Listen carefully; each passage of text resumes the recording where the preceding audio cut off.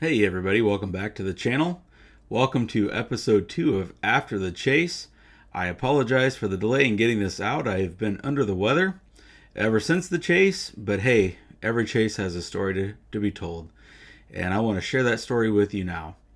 So the video of the highlights of the Red Oak Elliott tornado chase are already posted on YouTube. If you're only interested in the highlights, go out and check out that video. This video is going to be the story of the chase, the breakdown, the when, where, why, how. But I'm going to keep it simple so that everybody can appreciate and enjoy this video. So don't worry about too much technical analysis. It'll be here, but I'll put it in words and ways that you will understand. So to start the story of the chase, the evening before, a buddy of mine and I, Alex Fanning, out in Western Illinois, got together and decided this might be a good opportunity to chase. My work schedule allowed for it. My bank account allowed for it. Probably my final chase for a little bit. But we had some target areas to decide upon, and we thought, well, we'll just get together. I'll pick him up on the way out, and we can discuss it, look at the forecast models as we go, and buckle up. So 4:30 in the morning, I left the house. It was actually 4:33 a.m. I left my house here in Northwest Indiana, made the drive across Illinois, picked Alex up over in Western Illinois, crossed into Missouri, and the entire way we were looking at forecast models, trying to figure out where we wanted to go. Now, there was 3 potential opportunities for chasing that we felt had the highest probability of seeing something. The first one was down in Oklahoma, and we ruled that one out for a couple different reasons. Number one, it was just too far to go. I still had to work on Thursday as it was. I didn't get back home until about 6:15 the next morning, which only gave me about an hour to an hour and a half of sleep before I had to get up and get ready for work. But we'll get to that at the end of the video. So time constraints were there. The other reason I wasn't sold on Oklahoma is, to me, it really looked like it was going to be around the Oklahoma City metro area, and I have absolutely no desire to see tornadoes go into populated areas.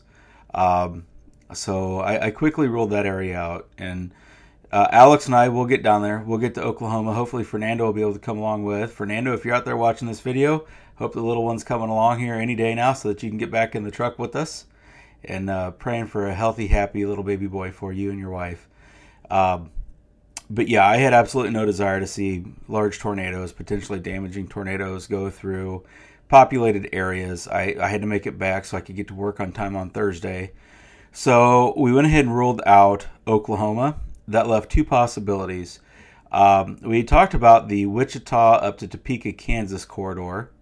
And we'd also talked about maybe heading up into Nebraska, Iowa for the triple point. And looking at those 2 options, the issue that we had with the Kansas storm play is that it was going to be, we thought, too close to a nocturnal event. We thought storm initiation might take a little bit too long to get going. I film. I need light in order to film these tornadoes. So chasing a nocturnal event, number one, I just don't have the light for it. Number two, I don't find chasing at night to be a very safe thing to do, so I typically try to avoid it. And number three, if I'm just being completely honest, chasing at night gives me the heebie-jeebies. Not a big fan of it. I love tornadoes, but there's something about tornadoes at night that just, I'll admit it, scares the daylights right out of me. So we went ahead and quickly ruled out Kansas. It's too late of a play. The Kansas chase, the other issue that we had with the Kansas chase is the dry line. We weren't really sure where that was going to set up or how it was even going to move. Some of the forecast models actually called for the dry line to go ahead and regress back westward. So a dry line is just simply, it's a differential between the hot, dry air, the arid air that's coming out of the desert southwest, and when it collides with that warm, moist air, it acts like a snowplow, so to speak. It pushes the moisture up into the atmosphere. It's your forcing mechanism. It's what actually triggers the storms to develop. Well, if that's receding, it's still possible to get storms along that line, but I wasn't sold. And after traveling that far and wanting to get something on camera for that day, we both decided that what we probably should do is set up an extreme northeastern Kansas. So we were up near the town of Hiawatha, and we went ahead and stopped, grabbed some lunch there at the McDonald's. Had some locals come up to us, talk to us, said, "Hey, you guys storm chasers? What are you guys thinking for the day?" So we set up there near Hiawatha, and we thought that gave us a couple different opportunities. The first one was a good road system. So I talked about this in the first After the Chase, where I went to Mount Pleasant in Iowa, and I chose that because it was within the target zone and it had good route options in every which direction. Well, Hiawatha was very similar to that setup as far as it was within the chase parameters. It was kind of down towards the southern extent of the northern target zone. But if something did fire to the south and fired earlier than expected, we could move on it. Otherwise, we could go ahead and shift up into Nebraska and follow those storms as they progressed into Iowa. So it was a really good location. So we were able to sit there. I'm going to put a video on. The video that you're about to see is Alex and I. I get him giving you a nice little smirk there on camera.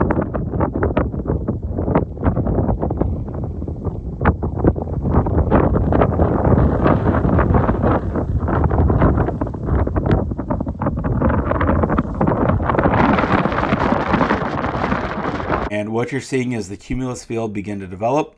You can hear the winds whipping in out of the south. I mean, all the parameters were coming together. We felt pretty good. Kept looking at the forecast models, and we ended up moving into Nebraska from there. So forecast models started to show that the storms were going to initiate a little bit earlier up in Nebraska and then move into Iowa. Well, again, as somebody who is filming, I need that light, so an earlier initiation sounded good to me. There was also a triple point being set up to the north, and I don't typically chase triple points. I know a lot of chasers really, really like those. I have never had much success with those, but there was a triple point setting up, so we go ahead and head north out of Hiawatha. We head on up to a little town, I believe it was called Auburn, up in Nebraska, and we set up. We first set up outside of a little park up there, and the high school team was out practicing baseball. Hope you guys are all safe, but man, you guys were just not very friendly to storm chasers in your area. So, got a little tired of the harassment from the baseball players. We go ahead and move to a parking lot that was nearby, and as it just so happened, Brandon Ivy was parked in the same parking lot, and we were able to visit with him real quick. For those of you who don't know, Brandon Ivy was on the TV show Storm Chasers. He is the one that actually helped the TIV, the Tornado Intercept vehicle, intercept, I believe it was the Lawrence or Linwood, Kansas EF4 tornado. Some of the most dramatic tornado footage you're ever going to see. And that was Brandon Ivy doing that. He's the one that got him there. So it was really, really cool to see Brandon Ivy in person. So as we're sitting in Auburn, we did notice the towers were starting to go up. Basically, that means the cumulus are going from those small, puffy, fair weather white clouds into something that resembles more of what we would consider a thunderstorm. They get a little bit taller. We noticed the tilt was kind of what we wanted to see. There was absolutely the right wind shear that we were looking for. Cape values, once again, were really high. That's the convective available potential energy. So all the parameters were coming together nicely. We were still south of the warm front, which was good. Once storms go over that warm front, the tornadic potential tends to decrease. So we were right where we wanted to be, and we thought, well, let's go ahead and get the jump on this. So we moved north out of Auburn, and we head up to Nebraska City. And at Nebraska City, we go ahead and cross the Missouri River into Iowa. And we stage for a little while, and we're watching the storms develop, and that's the video that you're seeing right here. So the storms are starting to take on the shape that we're looking for. We can see inflow into the storms. We can see that there are things happening. We can see the base starting to smoothen out and harden. It looked pretty good. Looking off to the north, we could see hail. There is some funny chaser video from a few miles north of us where they get into the hail core and they lose their windshield. I say funny not as I'm making fun of them. It's just, that happened to me last week or 2 weeks ago in the Table Grove chase. So at that point, we decided we're going to go ahead and go a little bit north too, but we're not going to get up in the hail. So we go up to the very next exit, and we get off, and we start heading east along with the storms. Now, if you've ever traveled I-29 up on the extreme western side of Iowa along the Missouri River, it is one of the most beautiful areas in the country. You've got this beautiful flat land that's the floodplain of the Missouri River. But off to the east, and even on the west on the other side, but especially to the east where we were going, you have the bluffs, the river bluffs. And the storm was getting ready to move over those bluffs. So we went ahead and we traveled east to the road that ran right along those. And then we just started looking for a way to get through the bluffs. And we ended up finding that way. And we made it through, and we stop again. because we just want to visually see what the storm is doing. We can see what it's doing on radar, but radar is fantastic. I like to be able to see those couplets tighten, but I can, for my experience, I've been doing this for 25 years. I didn't have radar when I first got started. I tend to go more on those visual cues. So Alex and I stop. You can see us outside of the truck here watching the clouds. If you look up there, you can really start to see some rotation starting to develop. You can see exactly where the rear flank downdraft is trying to cut in and tighten that circulation up. So at this point, we felt like we had the right storm. There was another storm further off to the north. That one was a hailer. It did go tornado warned at one point, but we really felt like the storm that we were on stood the best chances. So at that point, we decided, okay, we're done making the decisions as far as which storm to jump on. We've got the storm that we want. Now it's just a matter of staying with it and making sure we're catching everything on video and staying safe. So the really nice thing is the storm motions on this day were moving really, really slow. So it was not hard to keep up with. So you're going to see video of us traveling here along beside it. You can see it was a very premature funnel. There really wasn't even much of a wall cloud at this point. The video does not pick up as well as our actual eye in the sky was picking up the rotation on this. At one point, it almost actually looked like the wall cloud was going vertical and was trying to produce a funnel before the storm had even matured enough. So for us, that was, okay, well, this is interesting. The storm's not ready yet. It's already starting to try. What is going to happen next? Unfortunately for us, what happened next was a series of mergers where storms from the south were getting sucked into this one. This became the dominant storm in the area and was sucking the storms in. Now, a couple different things can happen. You can have a constructive merger, which is what fortunately we had this day, whereas that energy gets accumulated into the one storm, it actually helps. Or you can have a destructive merger where that storm as it comes in cuts off the circulation, cuts off the flow, and the storm goes just kind of high-based and dies. Now, that does eventually happen on this cell, but not until we get 30, 40 miles northeast of where we were. So those cells, as they were coming in, would cut off the circulation. So we'd have beautiful funnel clouds. We'd have brief touchdowns. You're going to see the videos and the pictures here. But nothing major would happen because it kept getting interrupted. But then it would re-intensify. So at one point, we're off on these gravel roads trying to, stair-step, go north and east and then north and east, keeping up with this.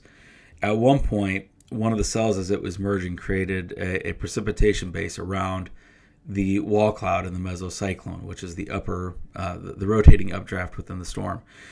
At that point, I got a little concerned. It was the only time during the chase that I got a little concerned that we got too close. On radar, we could see the rotation. We knew that we were still, a good distance away. We weren't right up underneath it, so that wasn't terribly concerning. But what did concern me is sometimes when those cells merge, what it does is actually kind of drags that mesocyclone a little bit further to the south, brings that rotation closer to us. So in the video that you see here, we're driving north. I'm going maybe 5 to 10 miles an hour. I'm just making sure I keep my distance. I wasn't terribly concerned and wanted to keep it that way. I had no desire to get any closer to this thing at this point. There was so much precipitation around it. Number one, it wasn't safe. Number two, even if it did drop, it was not going to be overly photogenic. So there was no point in getting closer until we got it back out into some clear air, which it did. Now, I will say the one thing I do regret is after this cell merger, we had a really nice road that took us back to the east, and we took that.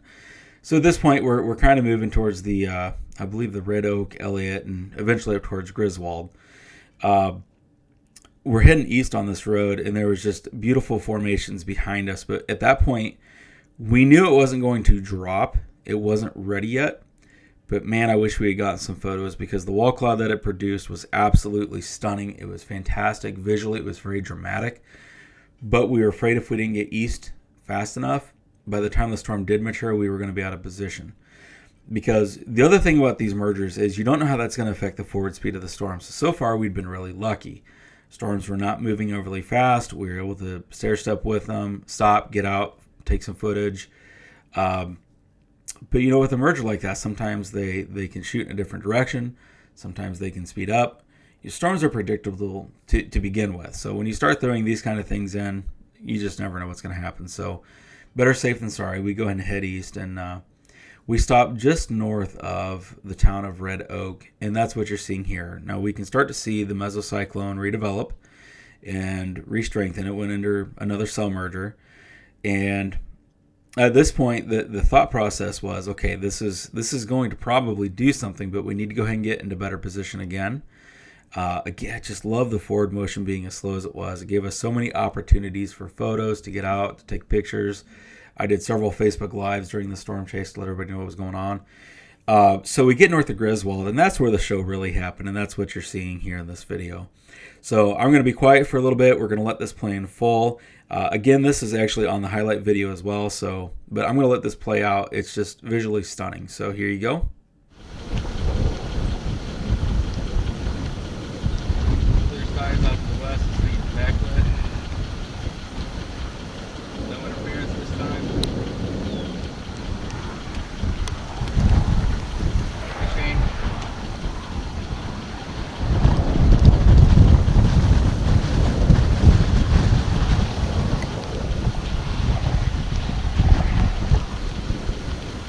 Hey, there it goes. There it goes.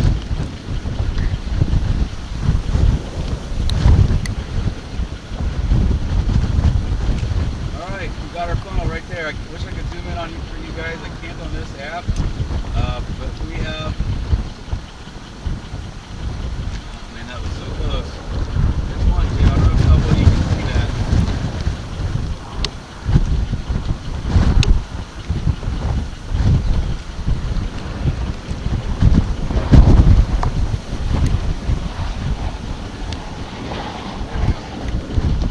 Gonna try again.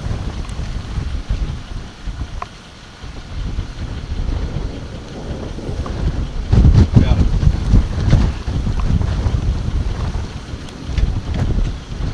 Not bad. I'm gonna it's working out live on Facebook.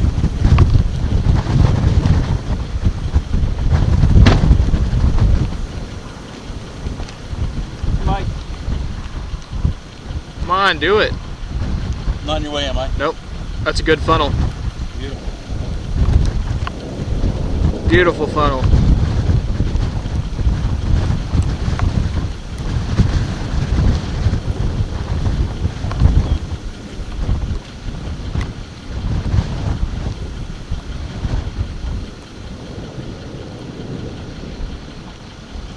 Hey, Mike. Both Mike. Welcome to the live. Anybody that just joined, we're just north of Red Oak, Iowa. And this thing is ready to put down a monster.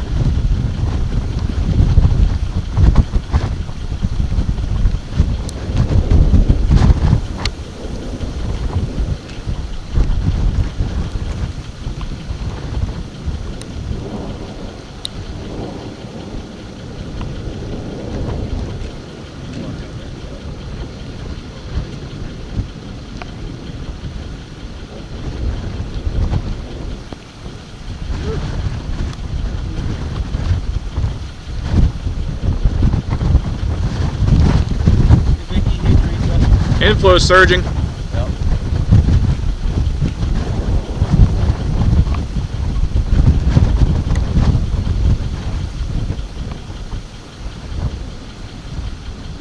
Yeah, tell TJ I said hey too.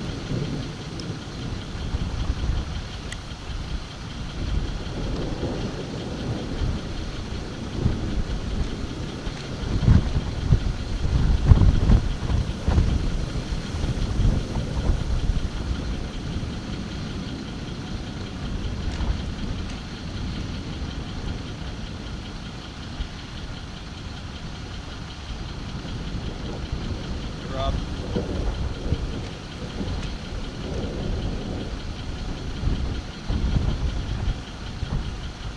It's gonna try again. Alex, if I come just here to the right, I'm not going to be in the way, am I? You're good. I got it zoomed in.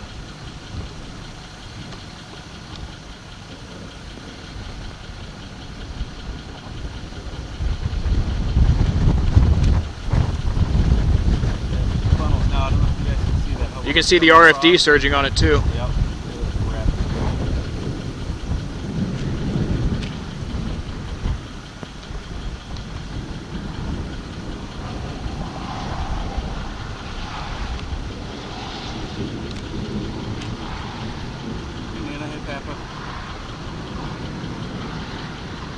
hear me on here? Can one of you on the comment section let me know if you can hear me?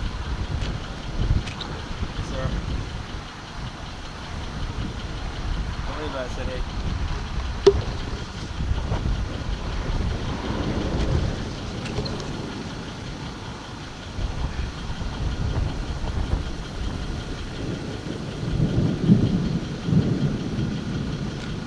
New tornado warning. Hot time. Hey, Fernando.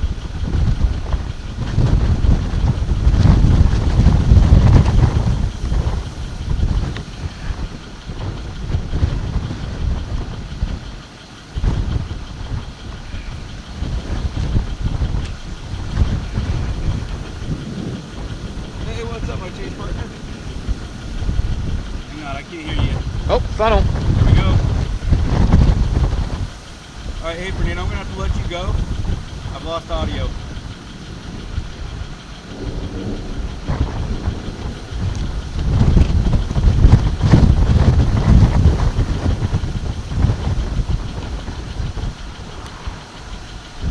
RFD surging again.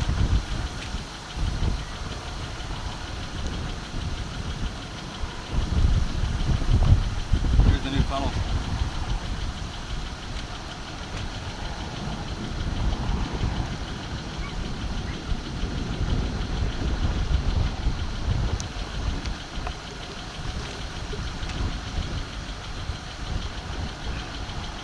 It's trying. Seems to put down a wedge, man. It might be trying to do.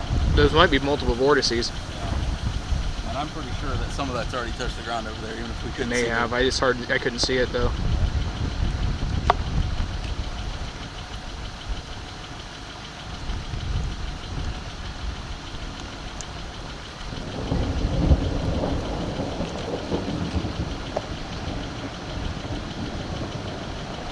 Structure on this thing's amazing.